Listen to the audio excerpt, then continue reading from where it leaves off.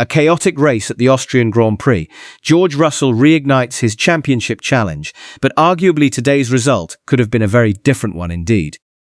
Lewis Hamilton, Max Verstappen, and Kimi Antonelli among the drivers frustrated with strategy calls that could have given us a different outcome. Before we even talk about the race itself, we have to address what happened on Saturday, because it fundamentally shaped the entire Sunday narrative. Max Verstappen crashed out of qualifying at turn 9, and the footage tells a very interesting story. If you zoom into the rear wing, you can clearly see it hasn't fully closed. The DRS mechanism appeared to have worked correctly in isolation, but somewhere earlier on that lap, or possibly earlier in the session, the rear of the car sustained some form of damage. That damage is what ultimately caused the eventual crash. Max himself was confused in the moment. He said he was carrying a lot of speed, the car just got away from him. And apparently it had already gotten away from him at turn 6, earlier on that very same lap. So it wasn't a single isolated snap of oversteer. There was something fundamentally wrong with the rear of that car. Now, the way race control handled that incident drew significant criticism. A single yellow flag, rather than a double yellow, in that situation felt inadequate to a lot of people watching, and that debate will continue. But from a team perspective, Laurent Mekies stood up immediately and said, "Red Bull take full responsibility."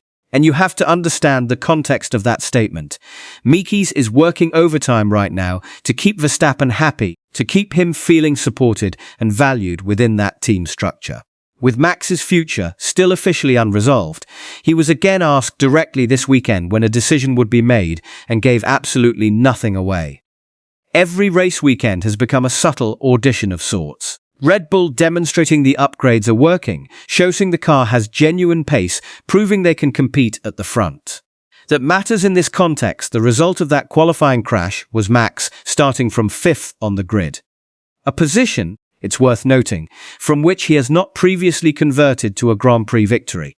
And as it turned out, that remained the case in Austria, but only just, and for reasons that are entirely debatable. George Russell led from pole and immediately began to stretch his legs.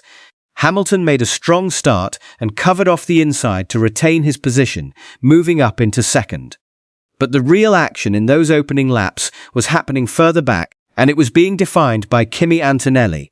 Antonelli got a good launch off the line, but then proceeded to make two extremely optimistic decisions in the first 3 corners. At turn 1, he simply didn't make the corner, drove straight off. Then at turn 3, he braked so deep that he ran off again. Hamilton, to his credit, didn't need to do anything dramatic. Antonelli effectively drove himself out of contention for those positions. He dropped back to 5th, and that early loss of track position would haunt the rest of his race in ways nobody could fully appreciate at the time. Meanwhile, Hamilton had a genuinely exciting battle with Leclerc in the early laps and came out on top, moving up to second. But Russell had already started to build a gap. Hamilton was within 7/10 for a couple of laps, and it looked like there might be a genuine fight developing between the two Mercedes drivers.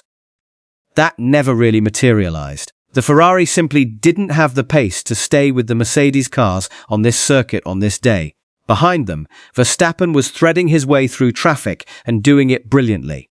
His move on Piastri was clean and decisive, and then his pass on Antonelli into turn 3 was the defining moment of his entire race. Getting past Antonelli by lap 2 was absolutely crucial, because if you look at how the race unfolded from that point, every lap Verstappen spent stuck behind another car in those early stages would have made his eventual push for victory even harder. That overtake gave him the track position and the clean air he needed to stay in the conversation. So by lap 3, Verstappen was up to second, Antonelli had fallen to 5th, and the order was beginning to crystallize. Though not for long. Adding to the chaos in those opening laps, Lawson's car developed what appeared to be an internal fire, smoke filling the cockpit. Perez's car blew up entirely. Both Cadillac machines were done before the race had barely gotten started. They had come into this weekend with a fresh upgrade package. They had outqualified both Aston Martins in qualifying, some genuine optimism heading into Sunday, and it ended in a double DNF with fire extinguishers required for both cars. A brutal result when you're trying to build momentum and justify development expenditure.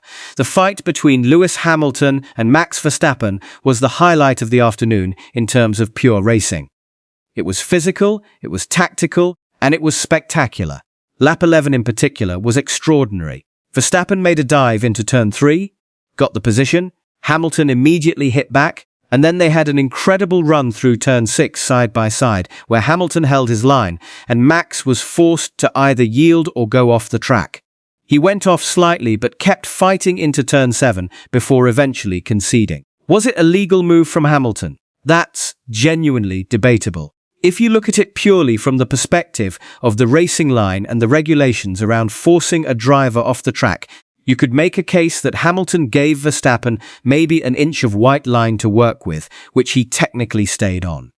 The stewards investigated and let it go, and ultimately their reasoning may have been influenced by the fact that Verstappen did get Hamilton back about 12 laps later, which somewhat equalized the situation naturally.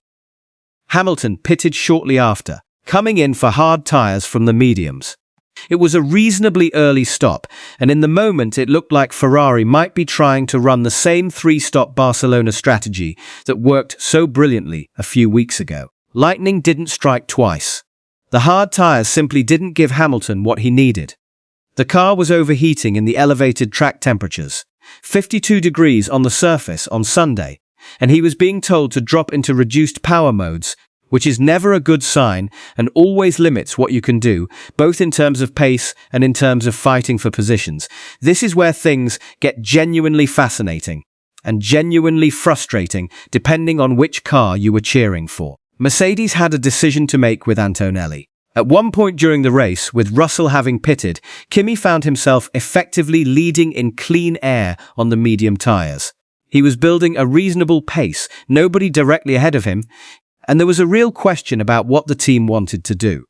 The right call in that moment, with the benefit of hindsight, but arguably with the information available at the time too, was probably to leave him out longer, try to maximize that clean air, and then either go for the one-stop gamble or at minimum extract maximum benefit from a delayed second stop.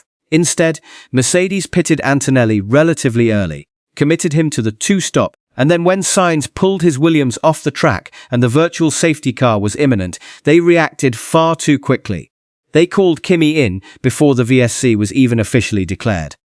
Had they simply waited one more lap, which the positioning of Sainz's stationary car made entirely predictable, because that car was never moving within one lap, Antonelli would have pitted under VSC conditions and saved meaningful race time. It was a reactive, trigger-happy decision that cost him potentially the Grand Prix win. Hamilton was then called in a lap later, under VSC this time, and fitted with the soft compound tyre. On a track this hot, with temperatures affecting every car on track all afternoon, fitting softs with significant race distance remaining was a significant gamble. Maybe they didn't have another set of mediums to run, but the consequence was clear. Hamilton dropped behind Piastri and never really found a way back past him. He got close. He had a good run at Oscar at one point, and it looked like he might make something happen, but the pace just wasn't there consistently enough. Red Bull's situation with Verstappen was arguably the most consequential strategic decision of the entire race. Max was running strongly in the closing stages.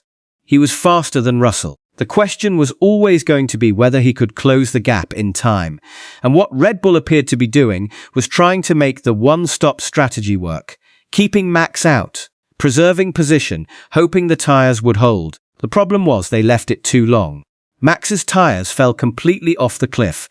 He was on the radio telling his engineer GP that his tyres were gone, completely finished, and by the time Red Bull finally reacted and brought him in, Russell had built an 11-second lead with roughly 20 laps remaining. Here's the critical point.